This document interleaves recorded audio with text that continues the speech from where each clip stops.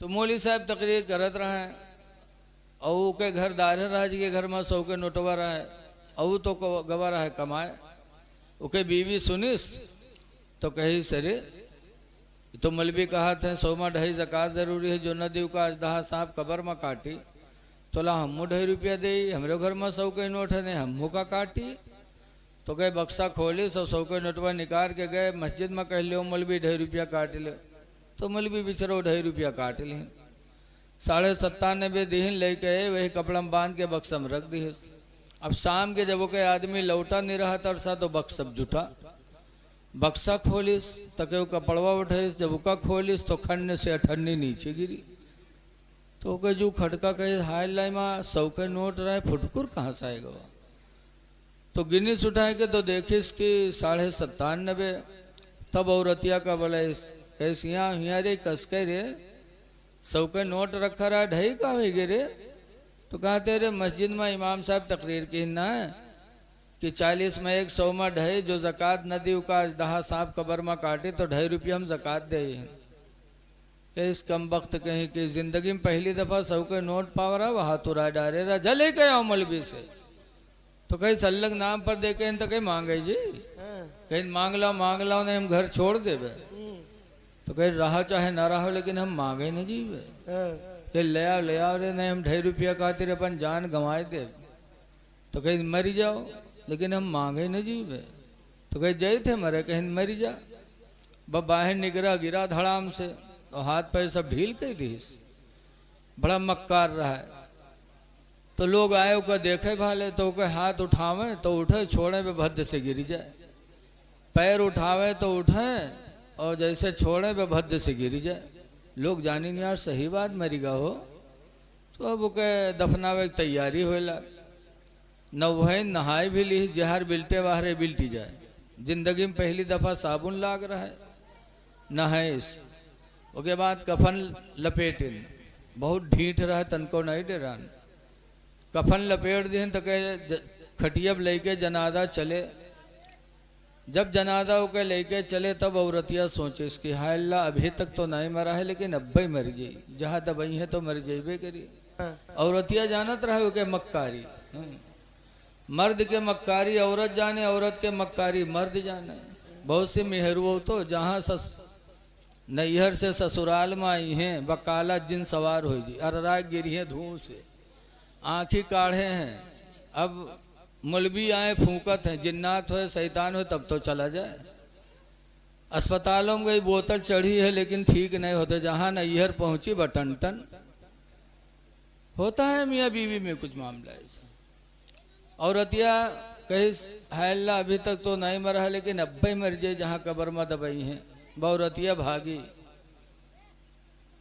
कैसे भाइयों हाथ जोड़ते हो मेरे आदमी का जनाजा है आखिरी बार है ज़रा रख दो दूर हो जाओ ज़रा हम कुछ बात कर ली तो लोग रख के दूर हो गए जब दूर हो गए तो औरतिया गए के काने में कहा था कि उठ पर रे चल घर का कबर तैयार है बे दबाए दे रे उठ तो कहा थे 2.5 रुपया ले ही है कहीं सुखा तो न ले तो कहा थे भाग जा बहुत जालिम रह नहीं उठा तो औरतिया बेचारी चली गई जब लोग जनाजा लेके के कब्रस्तान में नमाज पढ़ें और नमाज पढ़ के जब कब्र में रखें लकड़ी जोड़ी मट्टी दे जात रहे तब तक औरतिया के फिर नहीं बर्दाश्त बाक़ी हाय अल्लाह अब मर जाइयो अब न बची तो फिर दौड़ी गए भाई अल्लाह वास्ते थोड़ी देर और रुक जाओ ज़रा आखिरी बार हम अपने आदमी से बात कर ली तो फिर लोग हट गए जब हटे तो औरतिया कब्र में उतरी बहुत ढीठ रहा है वहाँ आजकल के आदमी हो तो चाहे मर जाए लेकिन औरत कोई कब्र में उतरी जल्दी कब्र में उतरी फिर उसके काने में कहा थे कि उठ पर देख लकड़ी जोड़ दी है पे पाड़ दे रे उठ चल घर का रे तो कहा थे वो 2.5 रुपया ले ही है कहीं सुखा तो न ले तो कहा थे भाग जा बहुत जालिम रह नहीं निकला जब नहीं निकला तो औरतिया बाहर आई जब बाहर आई तो लोग पूछे लगे कहा हुआ कुछ बातचीत भय तो औरतिया कहे हाँ हमारा आदमी हमसे वसीयत के है कि हम मर गए हैं कोई नेकी नहीं कह पावा है लिहाजा हमार घर मस्जिद के नाम बैनामा कह दी है जब वो सुनिस तब खड़बड़ाई के कूदा कहे सारे उठे गिरिन 2.5 रुपया खातिर हम जान दिए दी थे और तू घरों मस्जिद में लिखा जाते रे कम वक्त कहूँ के ऐसे ऐसे नालायक पड़े हैं कि रुपया न जाए चाहे जान भली ही चली जाए। ऐ लोगों, अल्लाह ने दिया है ये दौलत हाथ की मैल है। आज कोई गरीब है तो कल वो मालदार हो गया, जो मालदार था वो गरीब हो गया। कुरान में तो तिल मुल्क मन तशा, ऐ परवरदिगार जो तू जिसे चाहे मुल्क अता फरमा दे। वो तो इज़्ज़ वो तो तंज़िउल मुल्क मिम्मन तशा, ऐ परवरदिगार जिससे चाहे तो मुल्क छीन ले। लिहाजा मेरे भाइयों, अल्लाह दे तो अल्लाह के बंदों को खिलाते रहो, ये बहुत बड़ी नेकी है। इसीलिए लिखा है कि 3 लोगों की दुआएं अल्लाह ताला कभी रद्द नहीं करता। वो 3 कौन कौन हैं? वो 3 में है ना मौलाना है, ना पीर है, ना फकीर हैं। 3 लोगों की दुआएं अल्लाह ताला रद्द नहीं करता। नंबर 1 पर हुज़ूर फरमाते हैं माँ बाप कि माँ बाप अपनी औलाद के लिए जब खुश दिली से दुआ मांगते हैं तो अल्लाह ताला माँ बाप की दुआ को औलाद के बारे में कभी रद्द नहीं करता। माँ बाप की दुआएं बहुत कबूल होती हैं। ए बेटा, ए बैठ जा, बैठ जा, बैठ। माँ बाप की दुआ बहुत कबूल होती है। कुरान के बाद सबसे बड़ी किताब का नाम जानते हैं आप इस्लाम में? कुरान शरीफ के बाद सबसे बड़ी किताब का नाम है बुखारी शरीफ। याद कर लो, बुखारी शरीफ को किसने लिखा? इतनी मोटी है और इतनी चौड़ी और इतनी लंबी और 2 जिल्दों में है ऐसे ऐसे मोटी। किसने लिखा? मोहम्मद बिन इस्माइल ने लिखा। बुखारा में पैदा हुए थे, नाबीना थे, मादरजान नाबीना, लेकिन हुजूर से इतनी मोहब्बत थी कि पूछ पूछ कर हुजूर की हदीसों को याद करने लगे। 1000 नहीं, 1 लाख नहीं, कई लाख हदीसों के हाफिज हो गए मोहम्मद बिन इस्माइल नाबीना। हजरत उम्मे सलमा रसूलुल्लाह की बीवी हैं, 400 हदीसों की हाफिजा थी। ऐ मेरी माँ बहनों, तुम भी बैठी हो, सुन लो। रसूलुल्लाह की बीवी उम्मे सलमा 400 हदीसों की हाफिजा थी। 400 हदीस उन्हें याद थी। हम मौलाना हैं, अगर अभी कहो कि 50 हदीस सुना दो तो हम ना सुना पाएंगे। और 400 हदीसें उनको याद थी। सरकार की दूसरी बीवी हजरत आयशा तो मदीना की मुफ्तिया थी, सहाबा उनसे मसला पूछते थे। और आज हमारी माँ बहनें कुरान नहीं पढ़ पाती, अत्तहियात नहीं याद है हमारी माँ बहनों को, दरूद शरीफ नहीं याद है। बड़े अफसोस की बात है कि आज हमारी माँ बहनों की गोद इस्लाम से खाली हो चुकी है। ऐ मेरी माँ बहनों, तुम भी हुजूर की हदीसों को याद करो, कुरान याद करो। बताया जाता है कि माँ की गोद बच्चे का सबसे पहला मदरसा है। सबसे पहला मदरसा माँ की गोद है। माँ की गोद में अगर बच्चा कामयाब हो गया तो जिंदगी के हर दौर में वो कामयाब होगा। इसीलिए नबी करीम के ज़माने की और सहाबा के ज़माने की औरतें जब उनका बच्चा रोने लगता था तो अपने बच्चे को सीने पे लिटा के दरूद की थपकियां देती थी कि सो जाओ या मुस्तफ़ा कहते कहते, अखुले आँख सल्ले आला कहते कहते, कि बेटा सो तो मुस्तफ़ा के नाम पर, उठो तो मुस्तफ़ा के नाम पर। तो बच्चे आशिके रसूल होते थे, मस्जिद के नमाजी होते थे। और आज हमारी माँ बहनों ने वो माहौल बदल दिया। आज वो माहौल बदल दिया। आज बच्चा रोता है तो कहाँ कलमा कहाँ दरूद। कल कहती थी सो जाओ या मुस्तफ़ा कहते कहते बच्चे से कहते थे, या मुस्तफ़ा कहते कहते सो जाओ बेटा, अखुले आँख सल्ले अला कहते कहते। और आजकल हमारी माँ बहनें न कलमा न दरूद। जहाँ लड़का रोवे लागी बैठा एक बिस्तर पटकी है तो के भदर भदर पिटी है, कहीं सो जा खनत मनत दुई कौड़ी पायो, कौड़ी लेके गंग बहायो, गंगा माता बारो दीन, बारो लेके बुझवक दिया, बुझवाम का लावा दे, लावा लेके खीर बनाएन, सब घर खाएन, कहानी बिलैया खाए छू तब फूंक छोड़त है। बताइए कितनी बुरी बात है। अल्लाह जाने कहानी कहाँ से याद कर ली, दरूद नहीं याद है, कहानी याद है। नहीं के कोनो किताब आज तक छपी न कोनो मौलवी मास्टर पाए गए, अल्लाह जाने कहाँ से पिटिया लेते। अब इतनी बड़ी झूठी कहते खीर बनावा सब घर खाइन, कहानी बिलैया खेस। बताओ हम बुढ़ाए गए कहानी बिलैया नहीं देख पावा, और ये रोज खीर बनाए बनाए कहानी बिलैया खवावत है। तो जब माँ इतनी बड़ी झुट्ठिन फराडीन तो लड़का फराडी न बनी तो वली बनी है। तो कह जइए मदरसा में मौलवी मौलाना बरस है, कहीं तुम बहुत चर्बिया गए, पढ़ाए नहीं पाओ तो 2 साल हो गए हमने लेकर पारा नहीं खत्म करा पाया। बताओ मौलवी बेचारा क्या करे, माँ माँ होती है।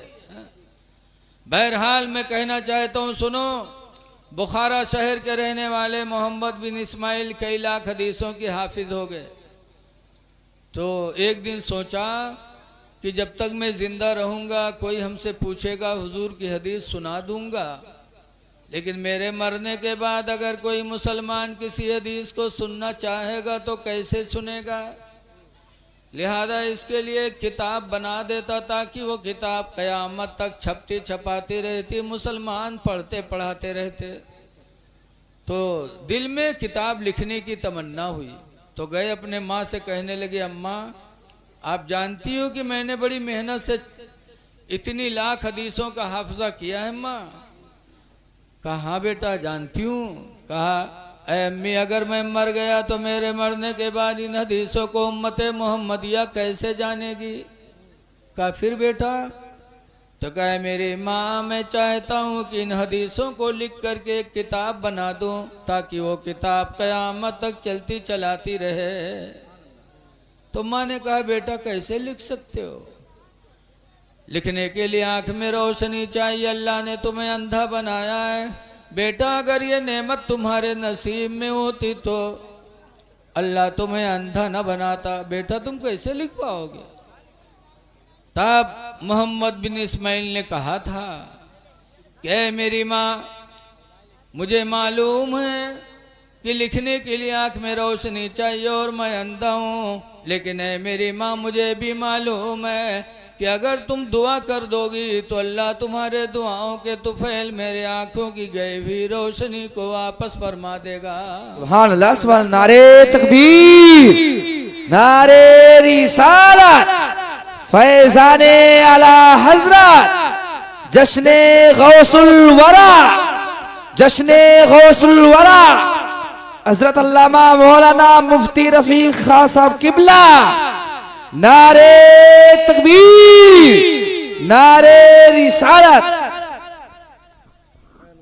बुखारी की माँ कहती है बेटा अगर ये बात है तो आज रात मैं अपने अल्लाह से दुआ करूंगी।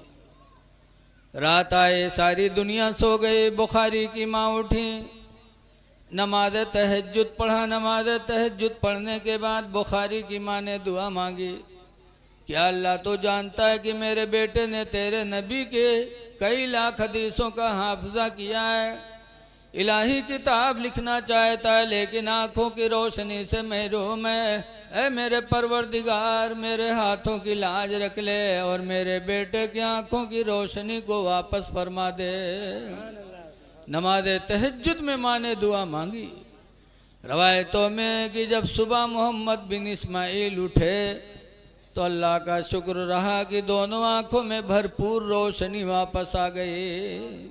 नाबीना थे मादरजात, लेकिन माँ की दुआ से आंखों की रोशनी पलट आई। वैसी पलटी कि खाने काबा में जाते थे, दिन में सूरज के उजाले में लिखते थे और रात में चांद के उजाले में लिखते थे, और लिख करके बुखारी शरीफ की 2 जिल्द हुजूर की उम्मत के सामने रख दिया। आज भी हम लोग भी उसी को पढ़ पढ़ करके आपको सुनाते हैं या सुनते हैं। तो पता चला कि हुजूर फरमाते हैं 3 लोगों की दुआएं अल्लाह कभी रद्द नहीं करता। नंबर 1 पर माँ बाप, माँ बाप दुआ कर दें तो अल्लाह ताला कबूल कर लेता है औलाद के बारे में। और दूसरे नंबर पर मुसाफिर सफ़र में कोई हो और परेशान हो, उसका दिल खुश कर दो, वो दुआ कर दे तो अल्लाह उसकी दुआ को भी रद्द नहीं करता। और तीसरे नंबर पर कोई मजलूम परेशान हाल, चाहे हिंदू हो चाहे मुस्लिम हो, कोई अल्लाह का बंदा परेशान हो, बीमार पड़ा हो, इलाज ना हो तो इलाज करा दो, भूखा हो खाना खिला दो, बीमार हो परेशानी का सहारा बन जाओ, उसके मुंह से अगर दुआ निकल गई तो इस्लाम में है कि उसकी दुआ को अल्लाह कबूल कर ले। सुभान अल्लाह, सुभान अल्लाह। इसलिए परेशानों की मदद करो, खुदा जाने किस वक्त उसके मुंह से निकले बोली और आपका नसीबा जाग जाए। सुभान अल्लाह, सुभान अल्लाह। तो माँ बाप को राजी करो, माँ बाप दुआ दे देंगे तो इंशाअल्लाह हर मैदान में कामयाब रहोगे। आमीन। इसीलिए आला हजरत मुरीद है मारहरा से, मारहरा के गद्दी नशीन हुजूर सैयद नजीब हैदर हसन मियाँ हर साल उर्स में कहते हैं कि लाखों की तादाद में आने वाले मुरीदों, इसलिए आए हो कि तुम्हारा पीर तुमको बख्शवा देगा। कहते खुदा की कसम, जब तक तुम्हारे माँ बाप तुमसे खुश नहीं होंगे तुम्हारा पीर तुम्हारे कुछ काम नहीं आ सकता। जी जी, सुभान अल्लाह। इसलिए कि नबी ने ये नहीं फरमाया कि पीर की खुशी में अल्लाह की खुशी है, मौलाना की खुशी में अल्लाह की खुशी है, नहीं फरमाया मेरे पैगंबर ने। और फरमाया तो फरमाया रिज़ाउर रब्बि फी रिज़ाइल वालिदैन, कि तुम्हारे रब की खुशी तुम्हारे माँ बाप की खुशी में। सुभान अल्लाह, सुभान अल्लाह। माँ बाप खुश तो खुदा खुश। इसलिए ऐ लोगो, 4 दिन की जिंदगी अल्लाह ने दी है, माँ बाप का दिल जीत लो। बाप का दर्जा बहुत बड़ा है। इसीलिए अल्लाह कुरान करीम में फरमाता है इम्मा यबलुगन्ना इंदकल किबरी, कि माँ बाप अगर बूढ़े हो जाएं, अहदुहुमा औ किलाहुमा, दोनों बूढ़े हो जाएं या एक बूढ़ा हो जाए, फला तकुल लहुमा उफ़्फ़िन वला तनहरहुमा, तो है मेरे बंदों उनको तुम उफ न कहो और उन दोनों को झिड़को ना। वकुल लहुमा कौलन करीमा, और है मेरे बंदे उन दोनों से तुम मीठी बोलियां बोला करो। सुभान अल्लाह, सुभान अल्लाह। मीठी बोलियां बोलो जी। फिर आगे अल्लाह और कुरान में फरमाता है वख़्फ़िद लहुमा जनाहज़्ज़ुल्लि मिनर रहमा, और है मेरे बंदे माँ बाप को देख तो अपने दोनों बाजुओं को रहम दिली से झुका लिया कर। सुभान अल्लाह। माँ बाप की ताज़ीम भी जरूरी है जी। तो और दुआ करो तो कैसे दुआ करो, कुर रब्बिरहमहुमा कमा रब्बयानी सगीरा, के मेरे परवरदिगार इन दोनों पर तू रहम कर जैसे दोनों मेरे बचपने में मेरे ऊपर रहम किया कर। सुभान अल्लाह, सुभान अल्लाह, सुभान अल्लाह। अल्लाह ये बूढ़े हो गए, इन पर तू रहम फरमा। जी। तो जब दुआ मांगो तो माँ बाप के लिए भी दुआ मांगो। जी। लेकिन आज माँ बाप की दुआ कौन करता है?